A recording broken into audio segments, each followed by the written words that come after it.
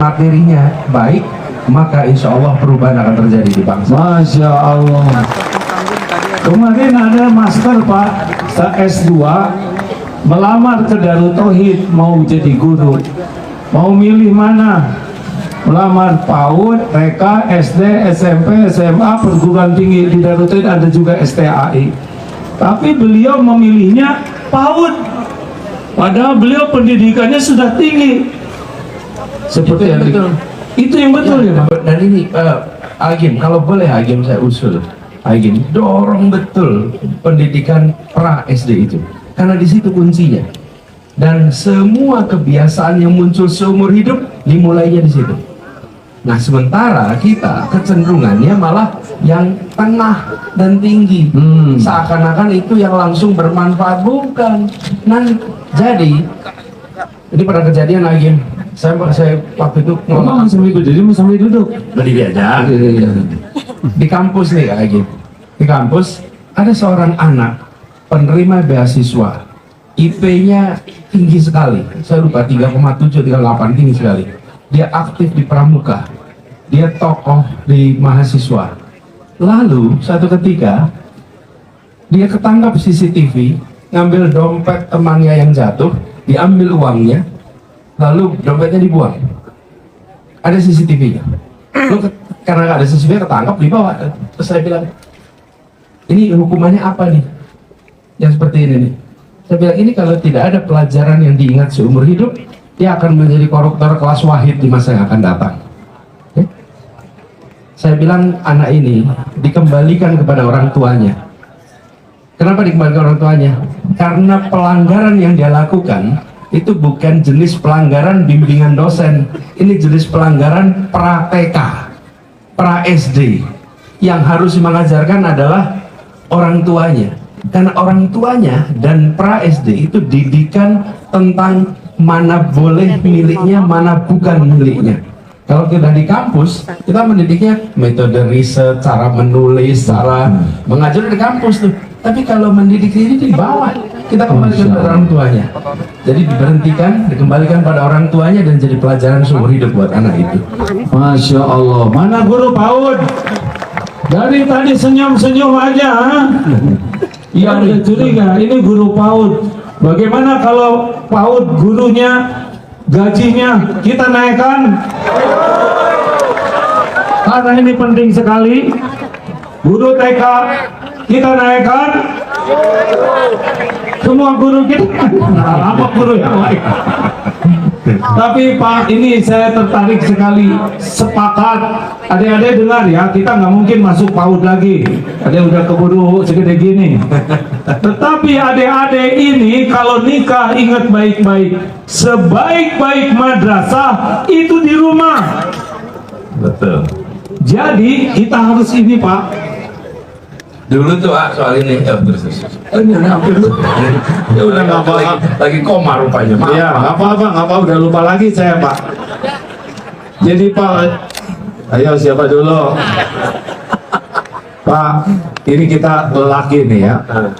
Banyak yang menganggap lelaki baik itu di kantor, keren. Lelaki bagus itu di masjid. Padahal sebaik-baik lelaki di rumah. Karena di luar banyak yang menilai, mungkin untuk karir, mungkin untuk prestasi, mungkin untuk popularitas, tapi kalau di rumah baik asli. Makanya kalau ibu dan bapak berlomba-lomba berakhlak yang baik asli, saya kira itu fondasi bagi anak-anak memiliki akhlak yang baik asli. Setuju. Ini itu benar ini nggak mendukung. Tepuk tangan dulu. Tepuk tangan. Nggak ikhlas jadinya. Iya serius nih Pak. Bukan. Itu saya lihat tidak tepuk tangan kenapa? Terpesona. Oh, benar nggak? Benar nggak tuh? Iya, sampai menganga gitu, masya Allah. Masya Allah. Jadi saya sependapat bagian Pak Anies. Saya terusin. Jadi gini, pendidikan madrasah terpenting di rumah. Orang tua itu pendidik terpenting.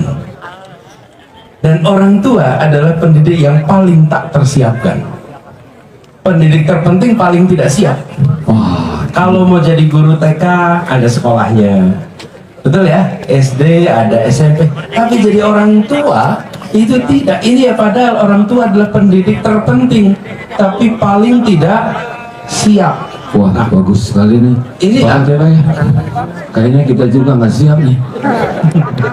Nah, betul lah. Nah, jadi karena itu, menurut saya salah satu program paling penting adalah pendidikan bagi orang tua, bukan sekolah. Dulu Kak, waktu saya tugas di kementerian Kak, saya bikin namanya Direktorat Pendidikan Orang Tua.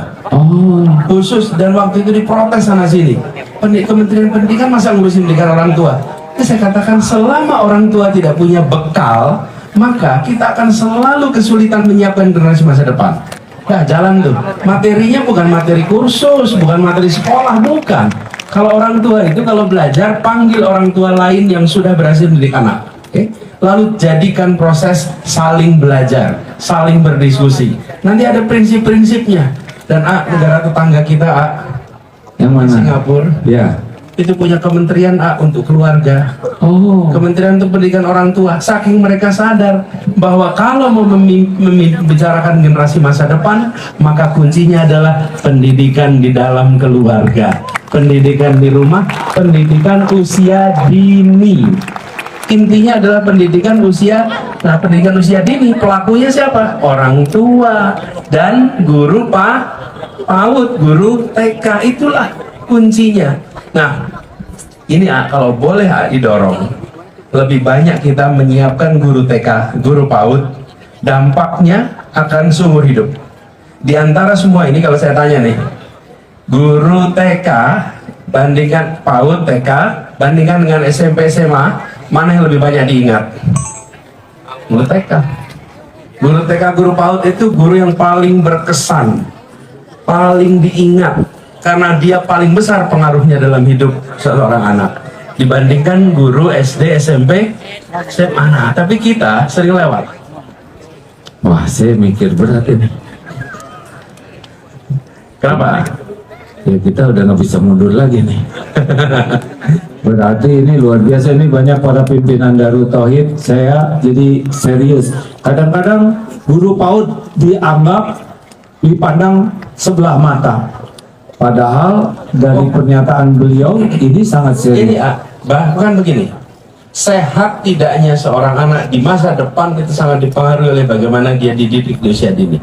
Dia dibiasakan makanan manis terus ketika di usia dini, dia akan mudah nanti kemudian hari dengan segala macam problem kesehatannya. Dia dibiasakan dengan makanan yang sehat di usia dini, dia akan sehat sepanjang jalan. Jadi beban BPJS yang gede itu mau dikurangi, biasakan dari kecil anak makan makanan sehat, kebiasaan bergerak sehat ke depan seumur hidup. Akhlak begitu, akhlak itu proses pembiasaan. Pembiasaan di mana? Dalam rumah. Jadi tadi cerita bagaimana orang tua itu madrasah, karena orang tua bukan mengajarkan. Yang membedakan orang tua dengan guru, kalau guru mengajarkan, kalau orang tua membiasakan.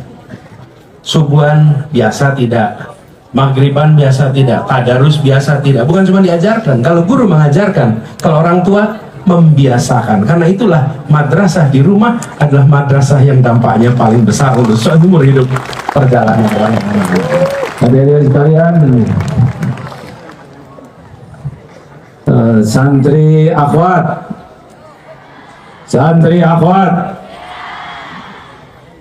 nanti maukah punya suami yang ganteng? Udah ganteng, pintar, mau? Udah ganteng, pintar, banyak duitnya, mau? Udah ganteng, pintar, banyak duitnya, tapi akhlaknya bejat. Dengar Ikhwan, besar harapan ya. Walau kurang ganteng, walau kurang pintar, walau kurang duit, kalau akhlaknya mulia, pasaran diterima akhwat? Nggak juga.